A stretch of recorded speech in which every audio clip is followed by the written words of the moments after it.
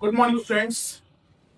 तो जैसा कि हमने वादा किया था कि हम बीपीएससी के पिछले 3 से 4 सालों के पीवाईक्यू क्वेश्चन को सेक्शन वाइज हम लोग डिस्कस करेंगे। तो इस सीरीज में पीवाईक्यू के इस सीरीज में आज हम पहले वीडियो जिसमें हम बायोलॉजी के पीवाईक्यू क्वेश्चंस के बारे में डिस्कस करेंगे।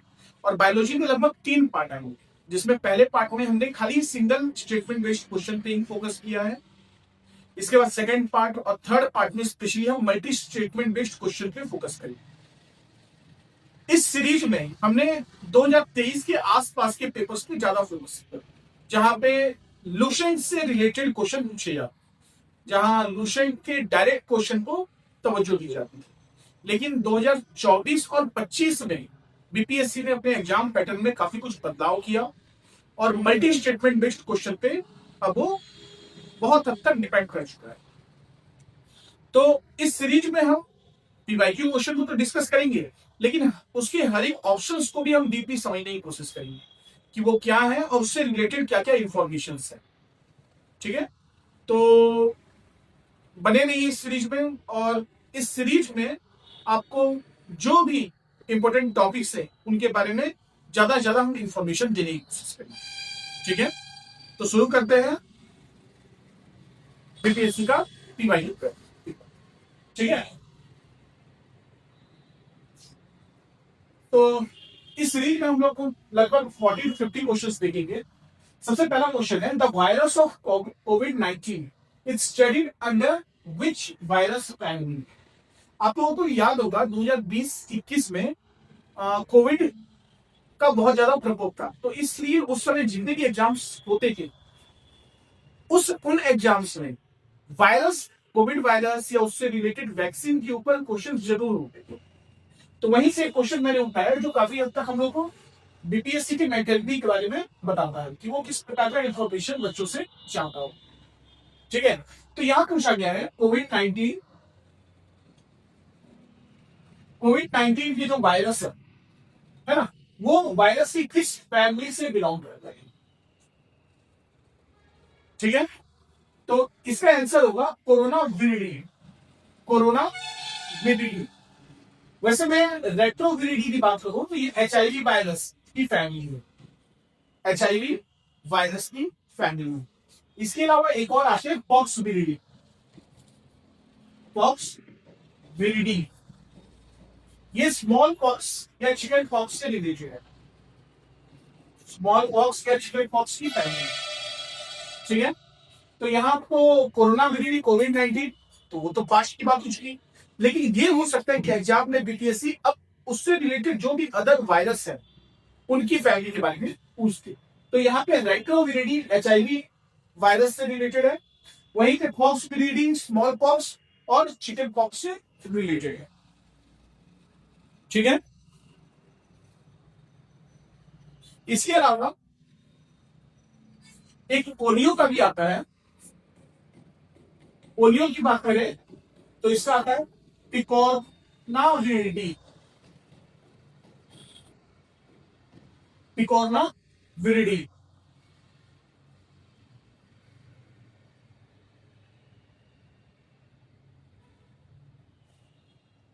ठीक है, तो यहां मेनली 4 वायरस के बारे में जानेंगे। पहला कोविड-19, कोरोना विरिडी, सेकंड रेट्रोविरिडी एचआईवी से रिलेटेड है, थर्ड आता है पोलियो पिकोरना विरिडी, और चौथा स्मॉल पॉक्स से रिलेटेड है पॉक्स विरिडी। ठीक है,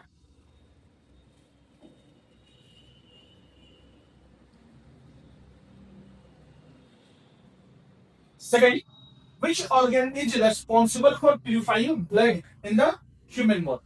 आप एक और काम कर सकते हैं कि जैसे अपने आंसर्स कहीं एक ब्लैंक पेज में लिखते रहिए, अब उसको खुद ही चेक करते रहिए और लास्ट में कमेंट में आप बताइए कि जो भी हमने क्वेश्चन डिस्कस किया 45 क्वेश्चंस, उसमें से आपके कितने करेक्ट हुए।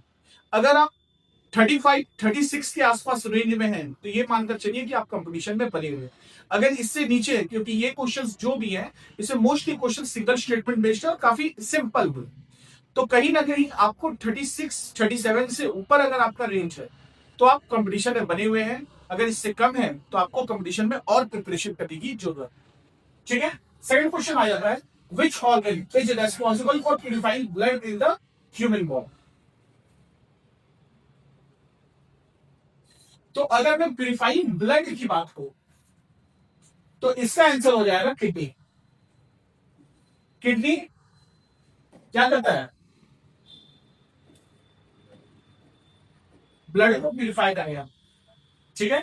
वैसे मैं हार्ट की बात करूं तो हार्ट ब्लड को पंप करने का काम करता है, ब्लड पंप। तो ये ब्लड पंपिंग मशीन है, ठीक है। जबकि अगर मैं लीवर की बात करूं तो जब एक शिशु मां के गर्भ में रहता है, ऑर्टस हो गए, एम्ब्रियो हो गया, तो उस एम्ब्रियो स्टेज के दौरान जो बच्चे में ब्लड फॉर्मेशन होता है वो लीवर के थ्रू होता है, ठीक है। तो ये एक तरह से ब्लड फॉर्मेशन का काम होता है ड्यूरिंग प्रेगनेंसी के दौरान जब एम्ब्रियो मां के गर्भ में रहता है, तो इस दौरान ब्लड फॉर्मेशन लीवर के द्वारा किया जाता है। वहीं पे लंग्स की बात करूं तो लंग्स डीऑक्सीजनेटेड ब्लड को ऑक्सीजनेटेड करने का काम करता है, डीऑक्सीजनेटेड ब्लड को ऑक्सीजनेटेड ब्लड में कन्वर्ट करता है, ऑक्सीजनेटेड ब्लड में कन्वर्ट करता है।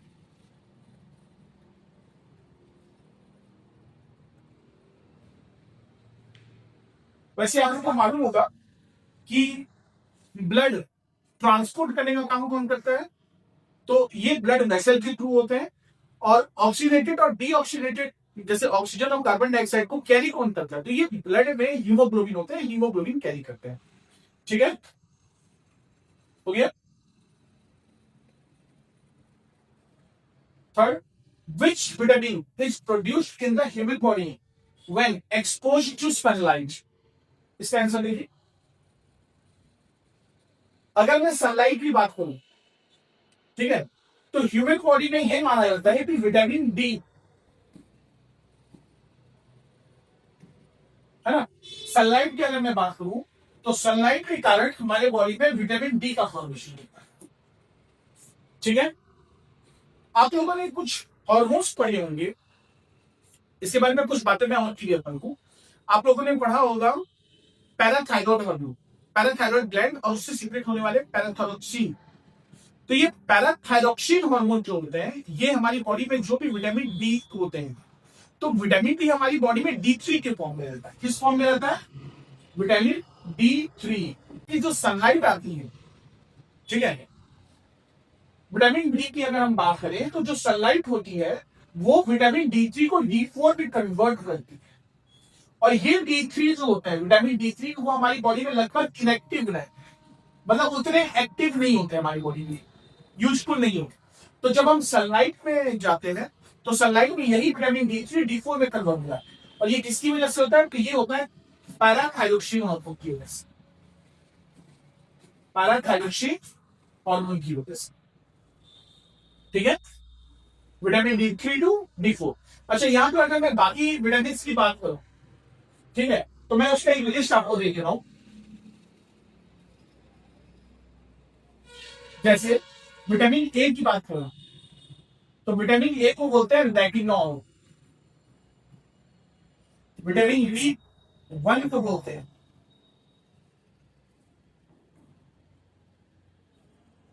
थायमिन,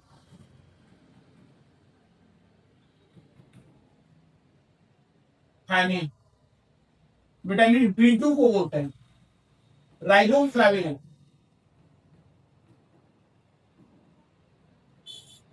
B3 को बोलते हैं नियासिन। ये इसके केमिकल नेम है जो आपके एग्जाम में बहुत अच्छा पूछे जाते। B5 की बात करें पेंटाथोनिक, पेंटाथोनिक एसिड। B6 की बात करें तो पैराडॉक्सिन,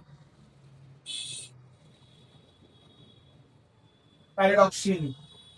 B7 की बात करें तो बायोटीन। B9 की बात करें तो फॉलिक एसिड, ठीक है। इसको नोट डाउन कर लीजिए। विटामिन ए हो गया रेटिनॉल, विटामिन B1 हो गया thiamine, vitamin B2, riboflavin, B3, niacin, B5 pantothenic acid, B6 pyridoxine, B7 biotin और B9 फॉलिक एसिड। ठीक है, इसके अलावा हो गया B12 कोबालामाइन। बीपीएससी के किसी एग्जाम में पूछा गया था कि कोबाल्ट किस विटामिन का सबसे इंपॉर्टेंट कॉन्स्टिट्यूएंट है, तो वो विटामिन B12 था। इसके बाद अगर विटामिन सी की बात करें तो विटामिन बी सी को बोलते हैं ascorbic acid. Ascorbic acid. Vitamin D calcium चौनियम। विटामिन ई चोकोफेरल और विटामिन के फाइलेमिना।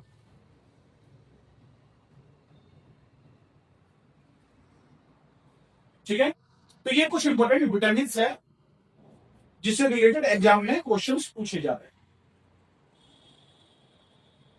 ठीक है, B1 हो गया रेटिनॉल, B2 थायमिन हो गया, राइबोफ्लाविन, उसके बाद नियासिन, पेंटाटोनिक एसिड, इसके बाद आपके आ जाते हैं pyridoxine, biotin, folic acid, cobalamin, ascorbic acid, calcitonin, tocopherol और फाइलोक्विनोन।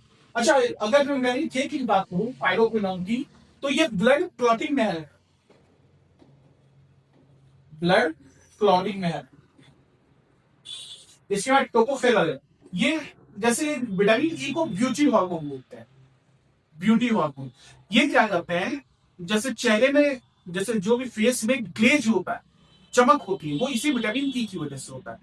तो आप सभी ने देखा होगा कि जितने भी ब्यूटी प्रोडक्ट्स होते हैं उसमें विटामिन ई स्पेशली होते हैं। इसके बाद बाल झड़ने को रोकने के लिए भी विटामिन ई बहुत ज्यादा इंपॉर्टेंट होता है, और इसका मेन सोर्स होता है विटामिन ई का जो स्प्राउटेड सीड्स होते हैं। जो अर्ली मॉर्निंग आप तो चना खाते होंगे, मूंग खाते होंगे, स्प्राउटेड, तो ये विटामिन ई उसमें बहुत ज्यादा होता है। इसके बाद विटामिन के की बात करें तो हरी सब्जियों में ये ज्यादा होता है। फिर विटामिन डी कैल्सिटोनिन, ये आपको दूध में मिल जाएगा। ठीक है, फिर विटामिन सी तो एस्कॉर्बिक एसिड, जो जितने भी खट्टे फल होते हैं जैसे मौसम्बी, संतरा, नींबू, ठीक है, आंवला। आंवला इसका सबसे बड़ा सोर्स, आंवला। इसके बाद B12 कोबालामाइन। ठीक है, विटामिन बी जो होते हैं वो हमारे माउथ से रिलेटेड जितनी भी जो छोटी मोटी प्रॉब्लम्स होती है उससे रिलेटेड, जैसे मान लीजिए जीभ के छाले होना, मुंह में जो जो भी छाले होते हैं, वो विटामिन बी से रिलेटेड है। एक और चीज, विटामिन बी नेचुरली सिर्फ सिर्फ एनिमल्स में पाया जाता है। जो भी एनिमल फूड होते हैं उसमें ये मिलता है, जैसे मछली, अंडे या चिकन हो गए, है ना, थोड़ी बहुत मात्रा में ये दूध में भी मिलते हैं। तो B12 का जो मेन सोर्स होता है वो एनिमल फूड होते हैं। ठीक है, समझ में आया? आगे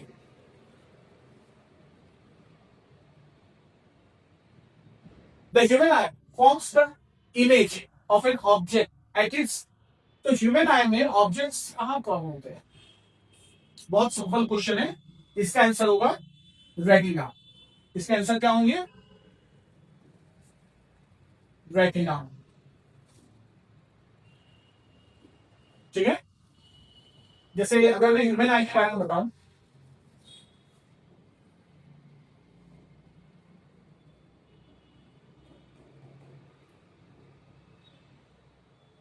तो अगर ये ह्यूमन आई है तो ये हो गया कॉर्निया। कॉर्निया, लाइट यहां से पास होती है और जाके रेटिना पे इमेज फॉर्म करती है इस तरह। तो ये फॉर्म है रेटिना, इमेज यही फॉर्म है। अच्छा, हमारी आंखों में जो भी इमेज फॉर्म होते हैं वो रियल होते हैं और इन्वर्टेड होते हैं, रियल और इन्वर्टेड। ठीक है, हमने एक जैसे इस पे पूरा वीडियो बनाया है, मैं लिंक आपको शेयर कर दूंगा डिस्क्रिप्शन में। वहां पे हम आई से रिलेटेड जो भी इंफॉर्मेशन है, जो भी डिजीज है, वो भी आप देख सकते हैं, जैसे मायोपिया, हाइपरपेंट्रोपिया, कैटरेक्ट। ठीक है, कलर ब्लाइंडनेस, तो इनके बारे में आप वहां समझ सकते हैं।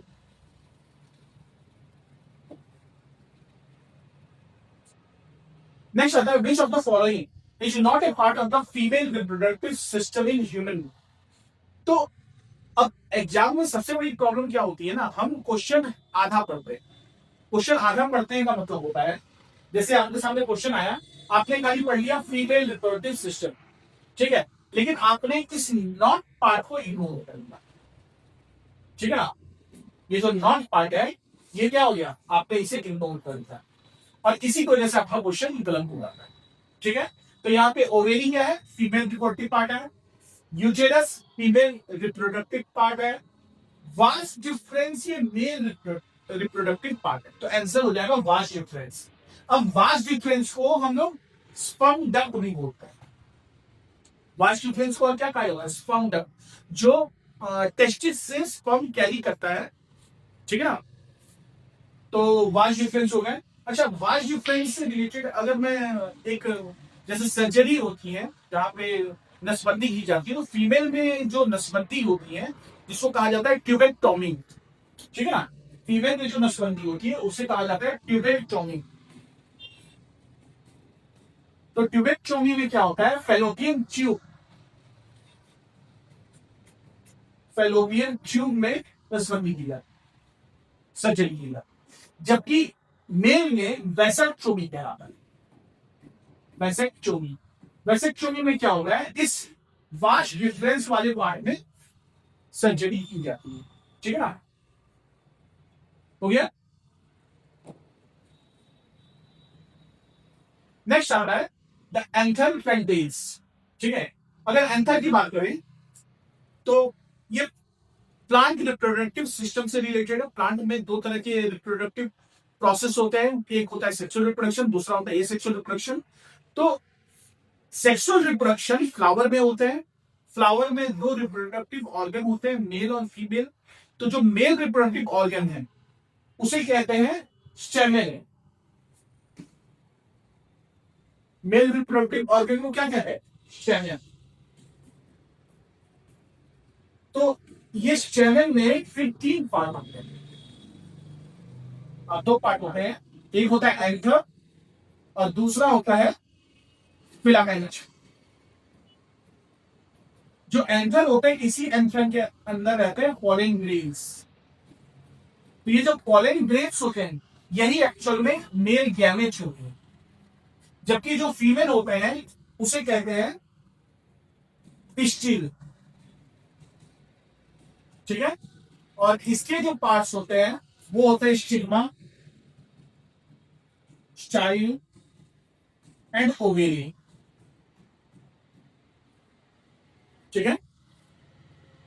तो मेल रिप्रोडक्टिव पार्ट को स्टेमेन बोलते हैं, फीमेल रिप्रोडक्टिव पार्ट को हम पिस्टिल बोलते हैं, ठीक है।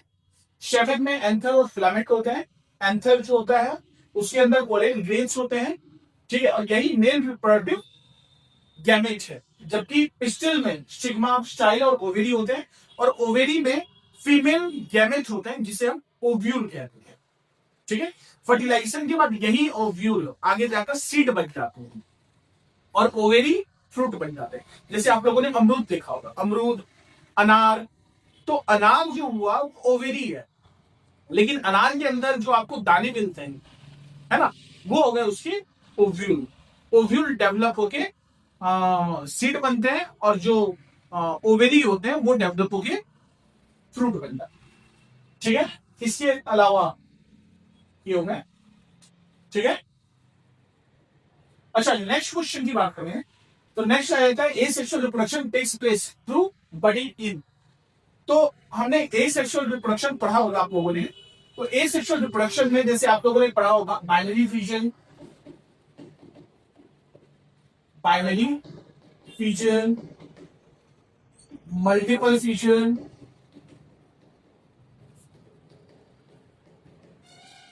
बडिंग, इसके बाद फ्रेगमेंटेशन, फ्रेगमेंटेशन, रीजनरेशन, ये। तो अगर बाइनरी फिजन की बात करें तो जो सेल होते हैं, एक सेल दो इक्वल पार्ट्स में डिवाइड हो जाता है और दो डिफरेंट सेल्स बन जाते हैं, इसको बोलते हैं बाइनरी फिजन। इसके एक एग्जांपल होता है एमोइबा। इसका एग्जांपल क्या होता है? एमोइबा। तो यार एमोइबा बड़ी में तो नहीं आएगा क्योंकि क्वेश्चन में आपका क्या है, बड़ी, तो एमोइबा आंसर नहीं होगा। तो बड़ी में क्या होता है, जैसे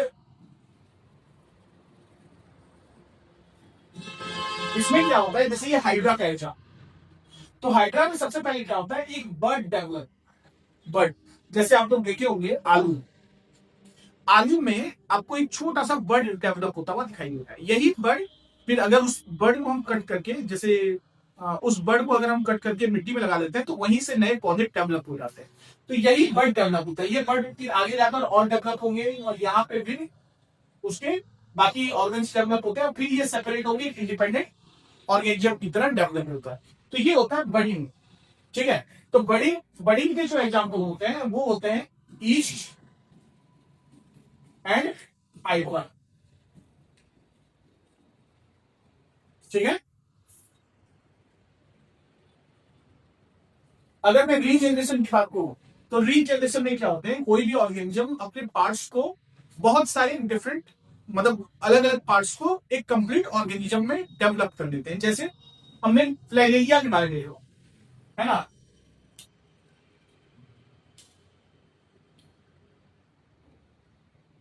ये मान लीजिए फ्लैलेरिया, अगर मैं इसको तीन डिफरेंट पार्ट्स में कट कर दूं, हेड, बॉडी, टेल, तो ये तीनों पार्ट डेवलप होकर एक कंप्लीट ऑर्गेनिज्म की तरह ग्रो कर गए इस तरह से। इस बॉडी पार्ट्स में फिर हेड डेवलप हो जाएगा, टेल डेवलप हो जाएगा, और टेल में बॉडी और हेड डेवलप करेंगे इस तरह से। तो ये प्लेरिया हुआ रीजन। एक होता है प्लेरिया, इसके अलावा स्टारफिश भी होते हैं। स्टारफिश के बारे में आपने सुना नहीं होगा, है ना, ये रीजनरेशन है, हेल्प करते हैं। ठीक है, आगे बढ़े।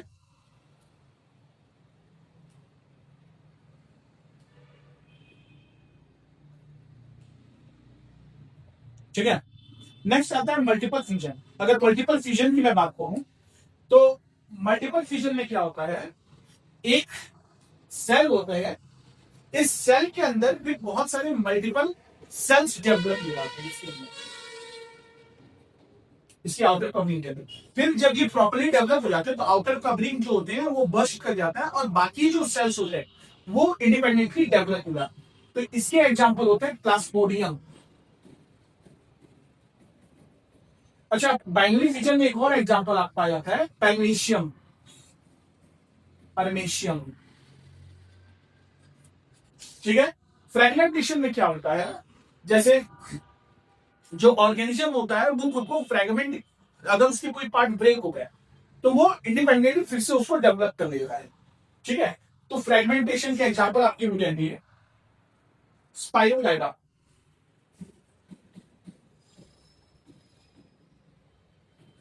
स्पाइरोलाइडा। ठीक है, आगे बढ़े। तो ये कुछ बेसिक्स ऑफ प्रोडक्शन के टाइप्स है और उसके एग्जाम्पल्स। नेक्स्ट आता है plant roots get water from soil as. तो आप सबको पता होगा कि प्लांट्स को वाटर कहां से मिलता है। तो यहाँ चार option, bound water, capillary water, hygroscopic water, mortar water. तो इसके आंसर हो जाएंगे आपके कैपिलरी वाटर। इसके आंसर क्या हो जाएंगे, कैपिलरी वाटर।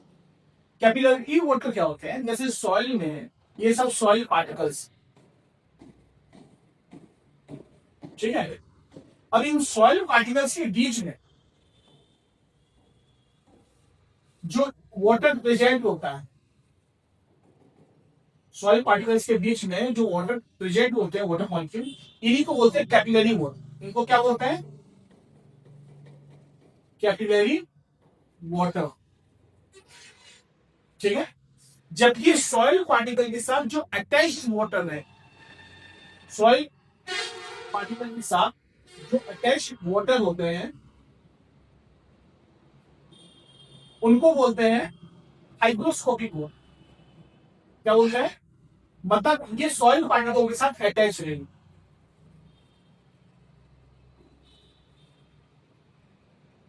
इसको क्या बोलेंगे? Hygroscopic water.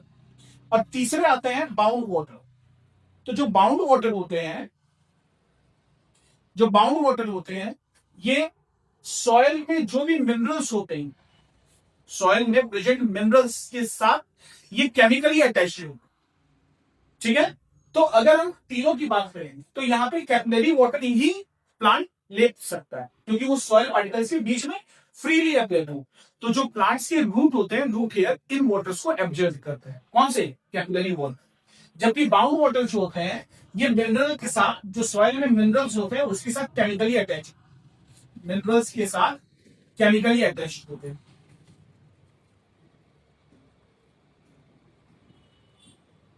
और हाइड्रोस्कोपिक वाटर जो होते हैं, ये सॉइल पार्टिकल के साथ अटैच होते हैं, अटैच विद सॉइल पार्टिकल्स,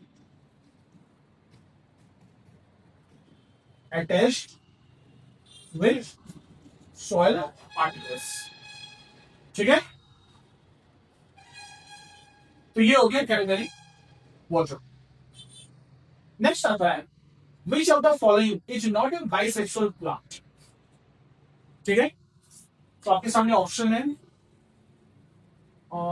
यहाँ पे ये छूट गया है, यहाँ पे एक और ऑप्शन इसके साथ ऐड करिए, none of the ever, none of the. BPSC पहले इस पर क्वेश्चन देगा, मोर देन वन या फिर नॉन ऑफ द एवर। तो papaya, white mulberry, watermelon, none of the ever या फिर none of this, more than one या नॉन ऑफ दिस। ठीक है? तो यहाँ पे आपके आंसर हो जाएंगे नॉन ऑफ द एवर हो गया। क्यों? देखिए यहां बोला है बाइसेक्सुअल प्लांट नहीं है, बाइसेक्सुअल प्लांट नहीं है। अब एक चीज समझो, बाइसेक्सुअल प्लांट का मतलब होता है ऐसे प्लांट जिसमें फ्लावर हो और फ्लावर में मेल और फीमेल दोनों ऑर्गन्स। मैंने अभी बताया मेल में स्टेमेन होते हैं और फीमेल में, जैसे मंदार का फूल आप सभी ने देखा होगा, चैनल जिसको बोलते हैं मंदार, मंदार का फूल देखा है? तो मंदार के फूल में क्या होता है,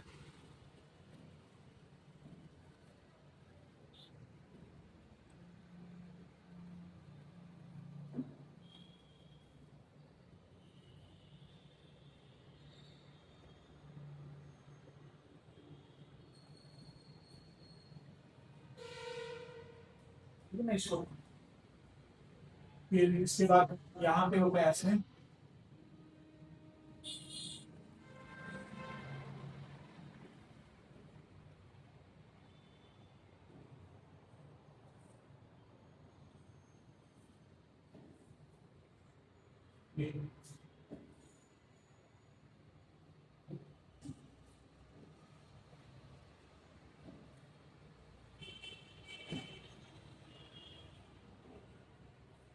अब यहाँ देखिए ध्यान से, फ्लावर में जो कलरफुल पार्ट होता है ना, उसको बोलते हैं पेटल्स। ये क्या है? पेटल्स। ये पेटल्स कलरफुल इसलिए हो रहे हैं ताकि ये हनी बीज को, बटरफ्लाई को अट्रैक्ट कर सके। तो जब बटरफ्लाई आके फ्लावर पे बैठता है तो वो नेक्टर सक करता है, तो इसी दौरान यहाँ पे क्या हो सकते हैं? पॉलिनेशन होगा। ठीक है ना? तो पॉलिनेशन में क्या होता है? ये होता है मेल, ये मेल रिप्रोडक्टिव ऑर्गन जिसको हम बोलते हैं स्टेमेन। स्टेमेन में ऊपर वाला हो जाता है आपका एंथर और नीचे वाला हो जाता है आपका फिलामेंट।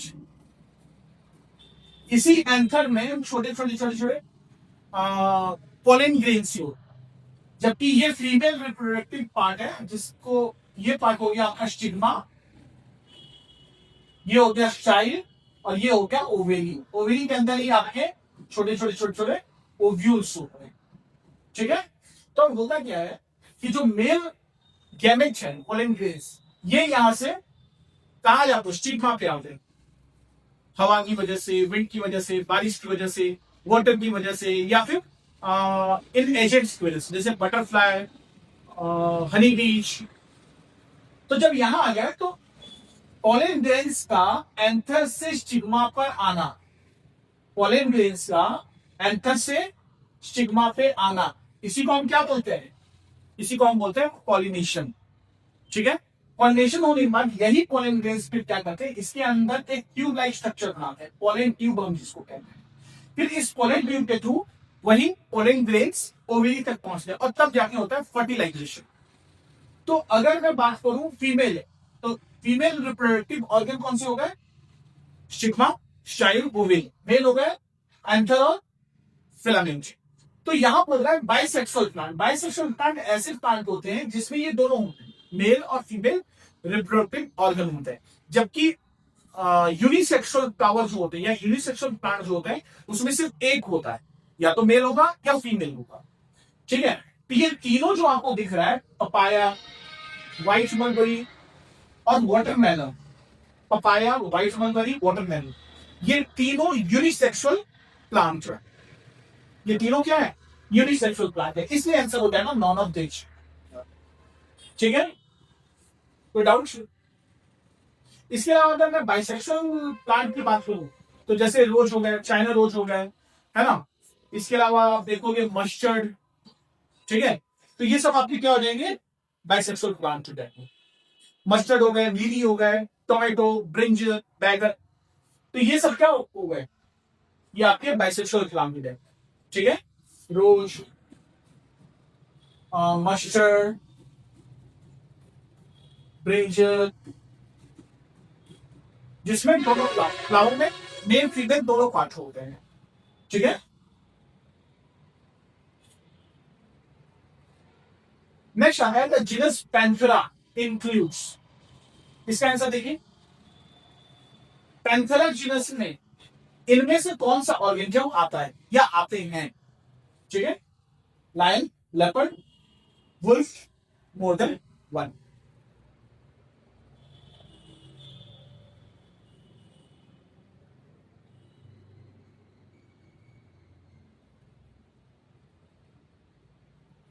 ठीक है, तो इसके आंसर हो जाएंगे मोर देन वन है। क्या हो जाएगा? मोर देन वन, क्योंकि पैंथेरा स्पेसिस में, पैंथेरा जीनस में लायन और लेपर्ड दोनों आते हैं, है ना। जबकि उल्फ जो है वो कैनिस, कैनिस जीनस का पार्ट है। ठीक है, तो ये आपके हो गए। अच्छा, अगर मैं पैंथेरा की बात करूं तो पैंथेरा में टोटल 6 से 7 ऑर्गेनिज्म आप लोगों ने सुना होगा, जैसे लायन हो गए, टाइगर हो गया, लेपर्ड हो गए, स्नो लेपर्ड हो गए, है ना। ये सब पैंथेरा के पार्ट, जो पैंथेरा जीनस है उसके पार्ट। ठीक है, कौन कौन से एक बार बता देता हूं, lion, tiger, leopard, jaguar, snow leopard. ठीक है ना, ये सब इसके पार्ट में आते हैं।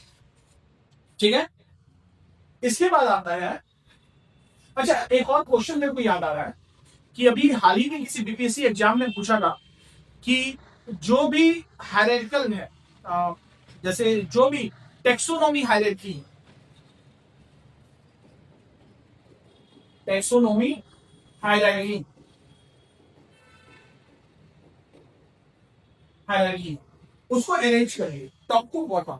ठीक है ना, जो इसके लिए आप लोगों ने देखा होगा, जैसे आपको कुछ ऑप्शन दिए थे, क्लास, फैमिली, जीनस, स्पेसीज, तो इनको आपको अरेंज करना था टॉप टू बॉटम। तो इसको आप किस तरह से अरेंज कर सकते हैं? जैसे आपको इसका लिस्ट रन करिए।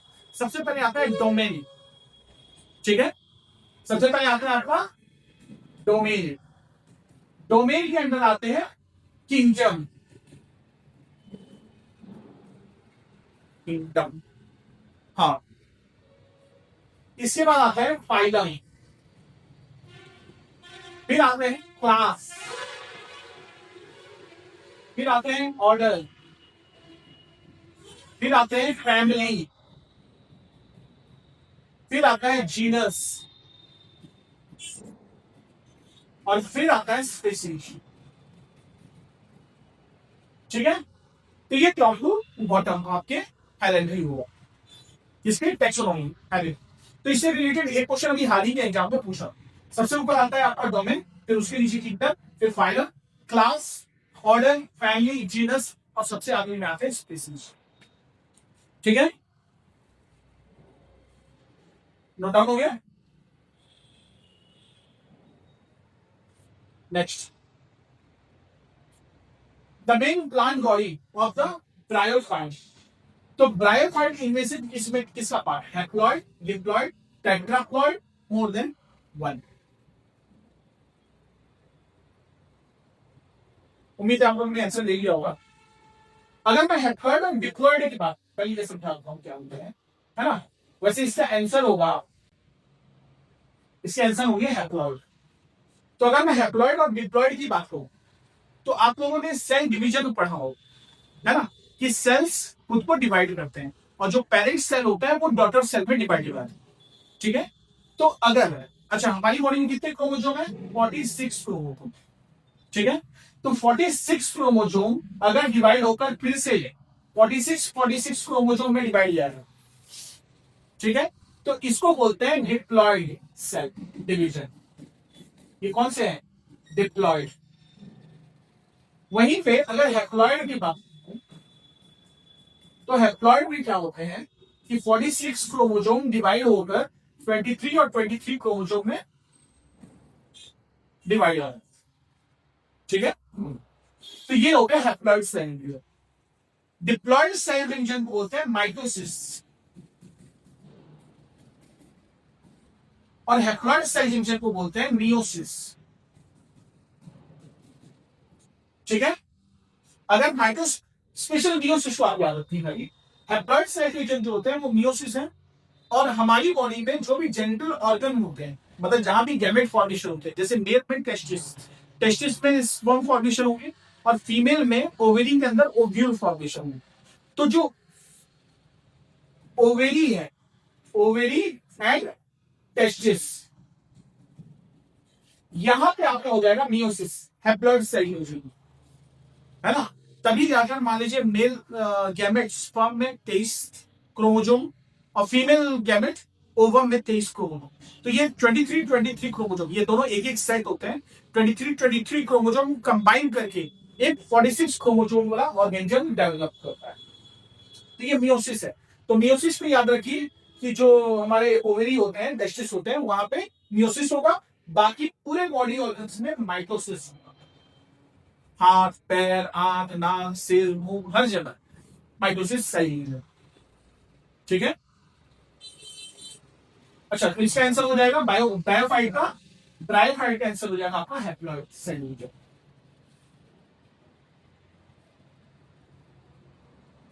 ठीक है, नेक्स्ट आता है metamerically segmented body is present in the following phylum. अच्छा, मेटामेरिकली, अच्छा आप पहले आंसर दीजिए फिर मैं बताऊं। Metamerically segmented body is present in the following phylum: Ctenophora, Annelida, Arthropoda. तो इसके आंसर हो जाएंगे एनेलिडा एंड आर्थ्रोपोडा दोनों, यानी मोर देन वन।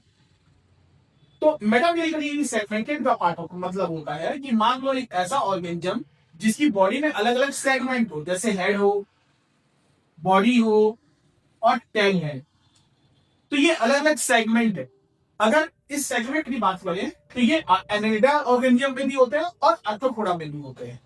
ठीक है, इसलिए इसके आंसर हो जाएंगे मोर देन वन।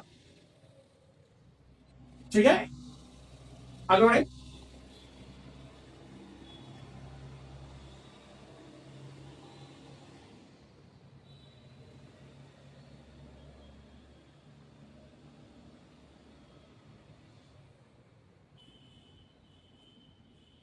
ठीक है,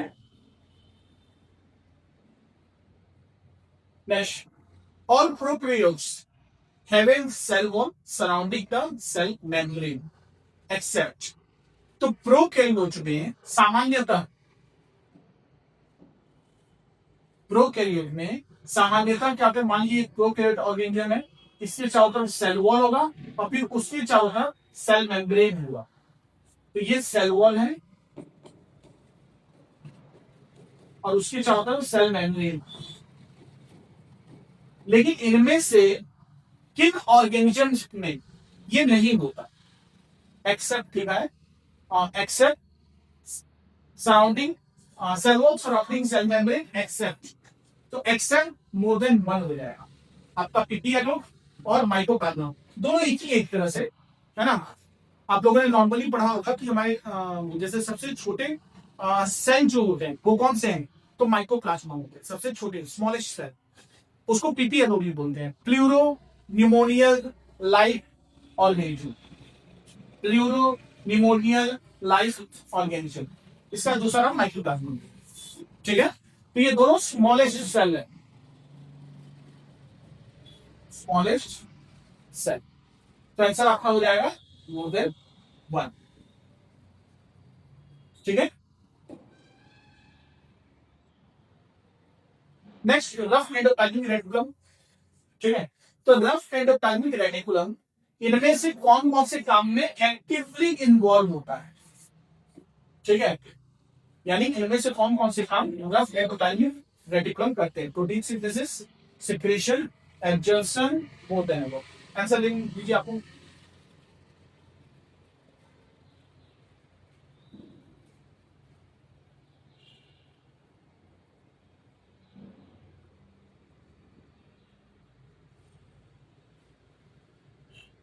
ठीक है। अच्छा, आप लोग जान रहे होंगे, आप लोग मालूम होगा कि रफ एंडोप्लाज्मिक रेटिकुलम जो होता है, जैसे सेल के कुछ ऑर्गेनल्स होंगे, इसी में से एक पार्ट होता है एंडोप्लाज्मिक रेटिकुलम। ये एंडोप्लाज्मिक रेटिकुलम दो टाइप की होती है, रफ एंडोप्लाज्मिक रेटिकुलम और स्मूथ एंडोप्लाज्मिक रेटिकुलम। अगर एंडोप्लाज्मिक रेटिकुलम की सरफेस पे, एंडोप्लाज्मिक रेटिकुलम की सरफेस पे अगर इस तरह के छोटे छोटे ग्रेन लाइक स्ट्रक्चर आपको दिखाई देगी, तो ये एक्चुअल में है लाइगोजोम। ये क्या होता है? लाइगोजोम। और इस लाइगोजोम की प्रेजेंस की वजह से किसे कहा जाता है? Rough endoplasmic reticulum. और अगर ये राइबोसोम प्रेजेंट नहीं होगा तो उसको कहा जाएगा स्मूथ एंडोप्लाज्मिक रेटिकुलम, ठीक है। तो रफ एंडोप्लाज्मिक रेटिकुलम जो होता है ये प्रोटीन सिंथेसिस का काम करता है, क्योंकि due to presence of ribosome ये क्या करेगा? प्रोटीन सिंथेसिस का काम करेगा, प्रोटीन सिंथेसिस का काम, ठीक है। और अगर प्रोटीन सिंथेसिस करेगा तो उसका सिक्रेशन भी करेगा, यानी सिक्रेशन और प्रोटीन सिंथेसिस ये काम होता है रफ एंडोप्लाज्मिक रेटिकुलम। तो आंसर हो जाएगा मोर देन वन। और लास्ट आता है एब्जॉर्प्शन। एब्जॉर्प्शन करता है स्मूथ एंडोप्लाज्मिक रेटिकुलम। ये कौन करता है? स्मूथ एंडोप्लाज्मिक रेटिकुलम एब्जॉर्प्शन करता है। अच्छा, प्रोटीन सिंथेसिस की बात करूं तो हमारे बॉडी में टोटल 18 टाइप्स के प्रोटीन होते हैं, 18 प्रकार के प्रोटीन होते हैं। इन 18 प्रकार के प्रोटीन में से 10 प्रोटीन ऐसे होते हैं जो हमारे लिए एसेंशियल होते हैं, जिनको हम फूड के द्वारा, मतलब हमारी बॉडी में ये एंटर करते फूड के, ठीक है। जबकि 6 प्रोटीन ऐसे होते हैं जो हमारी बॉडी के लिए नॉन एसेंशियल। तो अगर ये नॉन एसेंशियल है यानी हमारी बॉडी में ये ऑलरेडी बन रहे हैं, प्रोड्यूस हो रहे हैं, और इसको प्रोड्यूस करने का काम कौन करता है? तो वो करते हैं राइबोसोम, है ना। इसलिए राइबोसोम को कहा जाता है protein factory of the cell. Cell के ये क्या होते हैं? प्रोटीन फैक्ट्री होते हैं, क्योंकि सेल में जो प्रोटीन सिंथेसिस होते हैं वो राइबोसोम नहीं होते हैं, ठीक है। क्लियर है? तो रफ एंडोप्लाज्मिक रेटिकुलम के दो काम होते हैं, एक सिक्रेशन करना और दूसरा प्रोटीन सिंथेसिस करना, ठीक है। नेक्स्ट आता है non steering secondary constructions on A chromosome is called. तो क्रोमोसोम बनाने के दौरान ऐसे कौन से पार्ट हैं जो सेकेंडरी कंस्ट्रक्शन का काम करते हैं? तो सेकेंडरी कंस्ट्रक्शन का काम करते हैं सैटेलाइट, ठीक है। जबकि जो सेंट्रोमर होते हैं, सेंट्रोमियर, ये प्राइमरी कंस्ट्रक्शन का काम, प्राइमरी कंस्ट्रक्शन का। और सेटेलाइट जो होते हैं ये सेकेंडरी,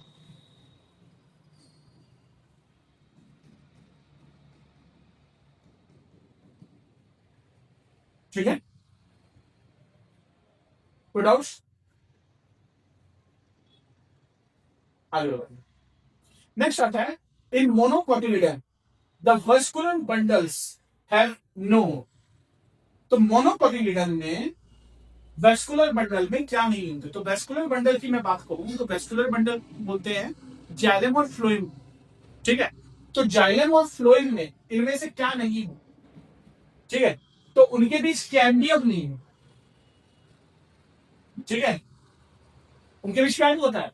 कैम्बियम नहीं होता है। एक और चीज मोनोकोटिलिडन की मैं बात करूं तो मोनोकोटिलिडन जैसे कुछ ऐसे ऑर्गेनिजम्स होते हैं जिनके सीड के चारों तरफ जो आउटर कवरिंग होती है वो सिंगल लेयर है, सिंगल लेयर कवरिंग होती है, उसको मोनोकॉट प्लांट है या मोनोकॉट सीड बोलते हैं। या फिर वैसे सीड को अगर हम ब्रेक करना चाहें तो वो ब्रेक नहीं होंगे, टू इक्वल पार्ट्स में डिवाइड नहीं होंगे। जैसे राइस, राइस के चारों तरफ देखना एक ही लेयर होता है ना, जिसको हम लोग भूसा बोल देते हैं अलग होने के बाद, है ना।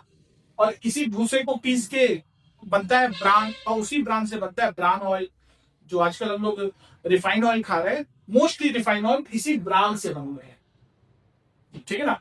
तो राइस के चारों तरफ या गेहूं के चारों तरफ, ठीक है ना, व्हीट के चारों तरफ एक सिंगल लेयर है। क्यों? क्योंकि वो मोनोकॉट प्लांट्स है, ठीक है। जबकि डाइकॉट प्लांट की मैं बात करूं जैसे मूंगफली, तो मूंगफली के सीड के चारों तरफ आप देखिएगा, पहले तो ये समझ लो मूंगफली के जो सीड्स होते हैं वो इस तरह के टू इक्वल पार्ट्स में डिवाइड हो सकते हैं, ठीक है ना। अब इसके चारों तरफ दो लेयर, एक होता है सॉफ्ट लेयर, है ना, और फिर उसके चारों तरफ एक और हार्ड लेयर, ठीक है ना। ये मूंगफली हो गए या आप काजू, काजू भी देखना बीच से दो पार्ट में डिवाइड हो जाता है ना। तो काजू मूंगफली ये सब क्या हो गए? Dicot plant. और मोनोकॉट प्लांट क्या हो गए? राइस, राइस, व्हीट, कॉर्न, जो मक्के होते हैं, मक्का भी सिंगल सीड होता है, उसको दो पार्ट में डिवाइड नहीं कर सकते। तो अगर मैं इसकी और भी प्रॉपर्टीज की बात करूं,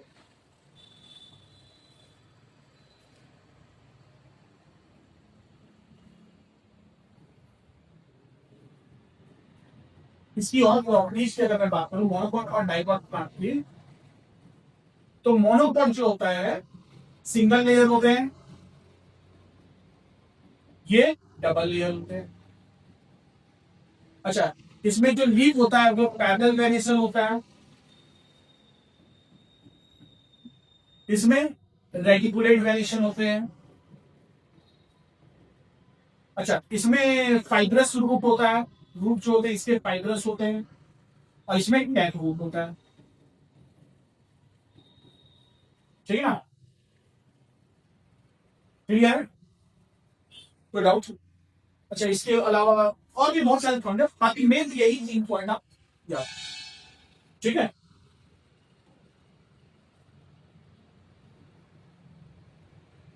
नेक्स्ट आता है विच of the following is not a connective tissue.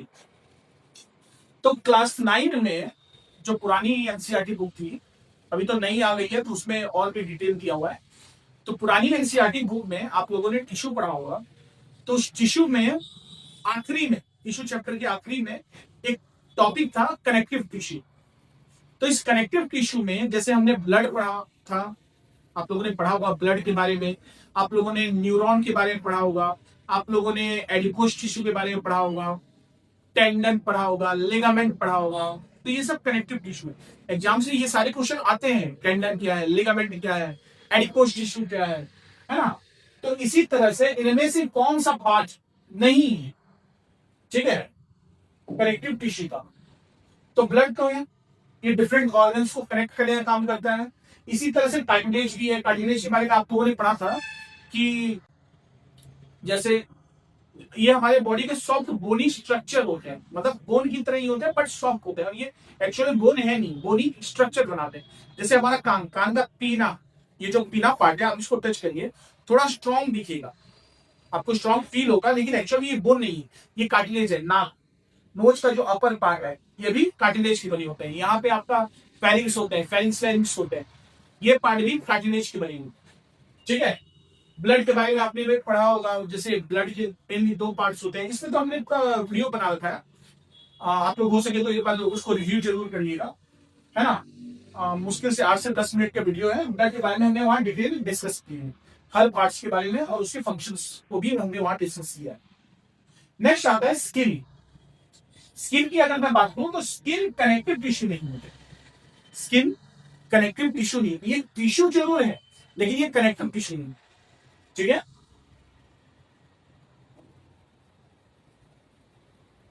Next आता है the amount of filtrate formed by the kidneys पर मिनट इज कॉल्ड।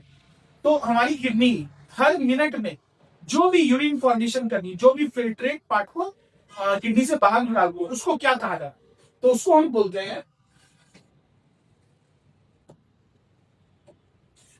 बोलते हैं, ग्लोमेरुलर फिल्ट्रेशन रेट। क्या बोलते हैं? Glomerular filtration rate. अगर मैं इसकी बारे में बताऊं तो हमारी बॉडी में किडनी पर मिनट 125 ml फिल्ट्रेट रिलीज करता है। ठीक है ना, हर मिनट लगभग 125 ml जो भी लिक्विड वेस्ट होते हैं वो किडनी से बाहर निकालते हैं। और अगर हम अपनी किडनी की बात करें तो पूरे दिन में वो कितना ब्लड अगर फिल्टर करता है तो ये करते हैं पूरा किडनी 180 लीटर पूरे दिन में ब्लड को ये फिल्टर।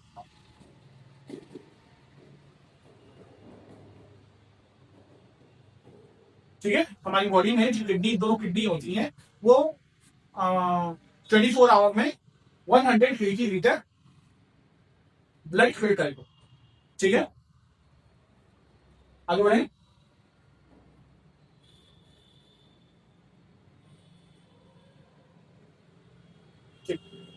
नेक्स्ट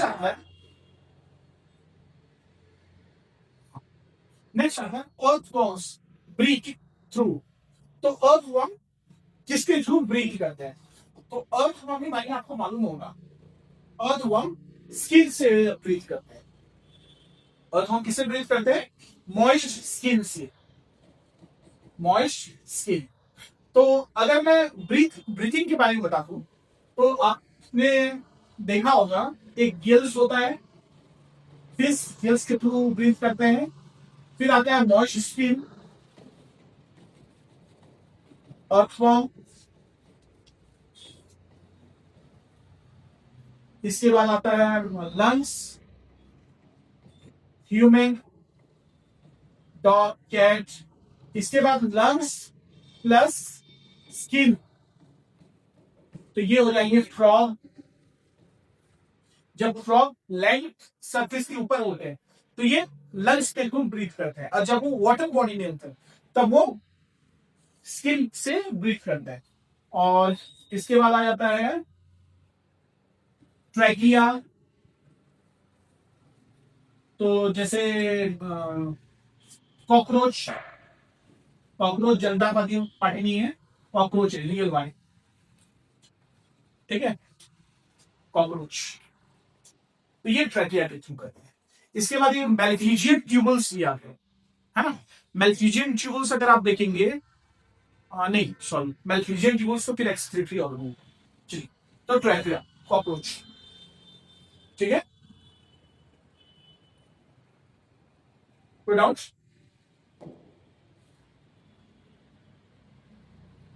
नेक्स्ट आता है which carries deoxygenated blood to the lungs from the right ventricle. तो इनमें से डीऑक्सीजनेटेड ब्लड लंग्स में कौन लाते हैं? राइट वेंट्रिकल से लंग्स में कौन लाते हैं? तो मैं आपको एक बहुत शॉर्ट पिक्चर के थ्रू समझा देता हूं, है ना।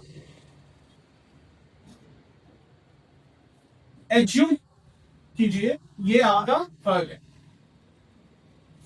हर्ट के 4 chamber, left atrium, right atrium, left ventricle, right ventricle. ठीक है, इसके बाद यहां है लंग्स और ये है बॉडी। ठीक है, तो अब होता क्या है हमारी बॉडी से जो डीऑक्सीनेटेड ब्लड है वो राइट एट्रियम में कौन लेकर आता है? तो ये लेकर आता है वेना कावा। Vena cava. फिर राइट एट्रियम से राइट वेंट्रिकल, ये आता है ट्राइकस्पिड वाल्व के थ्रू, यहाँ ट्राइकस्पिड वाल्व। फिर राइट वेंट्रिकल से डीऑक्सीनेटेड ब्लड ये जाता है lungs through pulmonary artery. Pulmonary artery, ठीक है। तो क्या हुआ, बॉडी से डीऑक्सीनेटेड ब्लड वेना कावा तो राइट एट्रियम में आया, राइट एट्रियम से डीऑक्सीनेटेड ब्लड राइट वेंट्रिकल में वेना कावा ट्राइकस्पिड वाल्व ये क्यों गया। फिर यहां से डीऑक्सीनेटेड ब्लड राइट वेंट्रिकल से लंग्स में गया थ्रू पल्मोनरी आर्टरी। फिर पल्मोनरी आर्टरी से मतलब सॉरी फिर लंग्स से जो ऑक्सीडेटेड ब्लड है वो कहां आता है? तो वो लेफ्ट एट्रियम में आता है through pulmonary vein. Pulmonary vein. इसके बाद लेफ्ट ऑरिकल से या लेफ्ट एट्रियम से लेफ्ट वेंट्रिकल में जाता है थ्रू बाइकस्पिड वाल्व। और लेफ्ट वेंट्रिकल से ये बॉडी में जाता है थ्रू एओर्टा। तो ये आपका पूरा लंग्स का स्ट्रक्चर है और उसके फंक्शन है, ठीक है। तो यहां की क्वेश्चन क्या थी? तो क्वेश्चन आपका था कि लंग्स से डीऑक्सीनेटेड ब्लड राइट लंग्स में डीऑक्सीनेटेड ब्लड राइट वेंट्रिकल से कौन लेकर आता? तो ये लेकर आता है pulmonary artery.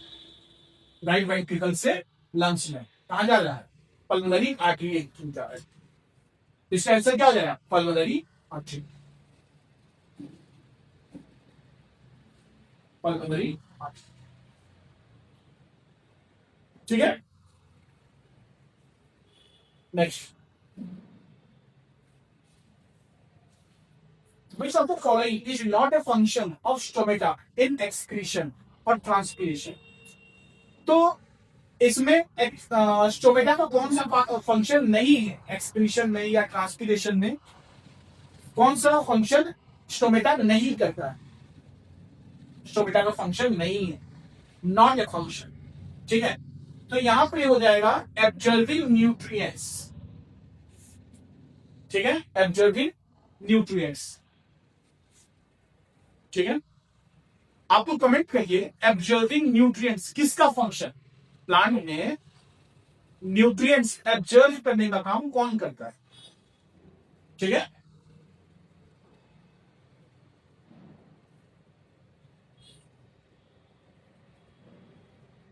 Next, which of the following is a voluntary action? Beating of heart, respiration, then urine formation, none of it. Arrow, ठीक है। वॉलंटरी एक्शन का मतलब होता है ऐसे एक्शन जिसे हम अपने विल से कंट्रोल कर सकते हैं, हम अपने मर्जी से कंट्रोल कर सकते हैं, जैसे हाथ का मूवमेंट, पैर का मूवमेंट, ठीक है ना। बोलते समय जो हमारे टंग का मूवमेंट है, लिप का मूवमेंट है, ये हमारे क्या है? हमारे वॉलंटरी एक्शन, ठीक है ना। तो इसको सिंपली ये समझिए, स्केलेटन से अटैच जो भी मसल्स होते हैं ये वॉलंटरी एक्शन का पार्ट कहलाते हैं, ठीक है ना। तो ब्रीथिंग ऑफ हार्ट ये तो नहीं है, सॉरी ब्रीथिंग ऑफ हार्ट ये नहीं है, ठीक है, ये नहीं है। सेकंड आ जाता है रेस्पिरेशन, ये भी नहीं है। यूरिन फॉर्मेशन ये भी नहीं है। तो आंसर क्या हो जाएगा? None of the above. Answer हो जाएगा नॉन ऑफ द एबव, ठीक है। इनमें से कोई भी वॉलंटरी एक्शन नहीं, क्योंकि हार्ट बीट अपने आप होता है, रेस्पिरेशन अपने आप होता है, यूरिन फॉर्मेशन अपने आप होते हैं, है ना। और इसके बारे में इससे रिलेटेड हमने जैसे ब्रेन और कंट्रोल कोऑर्डिनेशन, प्लास्टिक का पूरा कंट्रोल कोऑर्डिनेशन चैप्टर हमने ऑलरेडी इस पे वीडियो बना दिया है, आप जाकर देख सकते हैं, ठीक है। उससे ब्रेन के जितने भी पार्ट्स है, जैसे fore brain, mid brain, hind brain, फिर उसके क्या क्या और अंदर में उसके पार्ट्स आएंगे, उसके क्या क्या फंक्शंस हैं, रिफ्लेक्स एक्शन, न्यूरॉन्स, इसमें हमने कंप्लीट डिस्कशन किया। नेक्स्ट आता है vegetative propagation is found in ठीक है।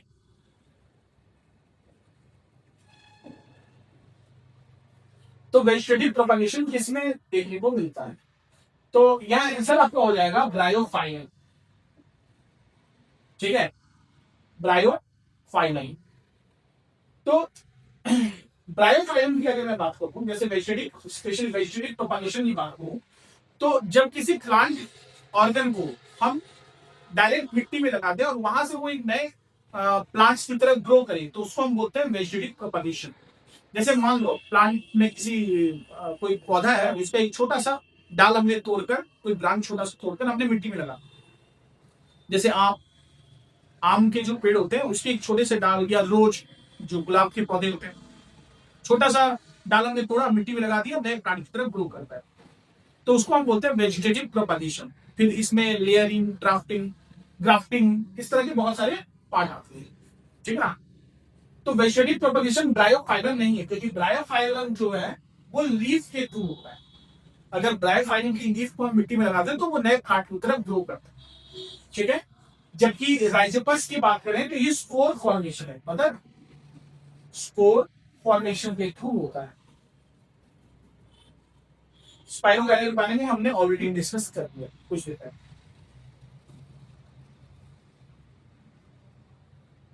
नेक्स्ट आता है viruses are essentially made up of. तो वायरस किससे बने? तो वायरस बने होते हैं